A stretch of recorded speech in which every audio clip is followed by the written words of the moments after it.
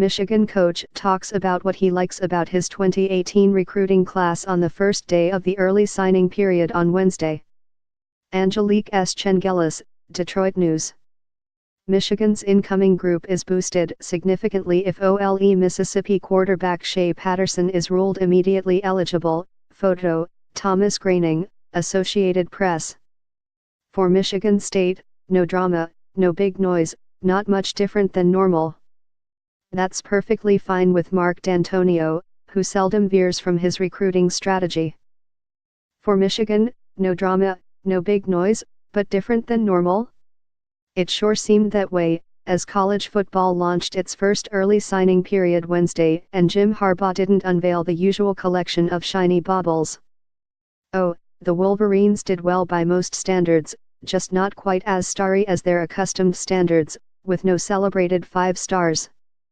According to recruiting services, Michigan's 16 recruit group ranks anywhere from 11th to 16th in the country, 3rd in the Big Ten behind Ohio State and Penn State. Michigan State's 20-member class ranks between 18th and 28th, 4th to 6th in the Big Ten. Those numbers could change, as most programs still have a few prospects to pursue into the February signing period, but the bulk of committed players signed early. And 2 notable takeaways from Michigan and Michigan State: the Spartans seemed to get a boost from their 9-3 rebound season, while the Wolverines' 4-loss campaign didn't stir as much interest among elite prospects as Harbaugh has in the past. A little perspective, though. If you factor in Mississippi transfer quarterback Shea Patterson, a one-time 5-star recruit, Michigan's incoming group is boosted significantly, especially if Patterson is ruled immediately eligible. But after back-to-back top 8 classes, Harbaugh and his staff had to do a little scrambling.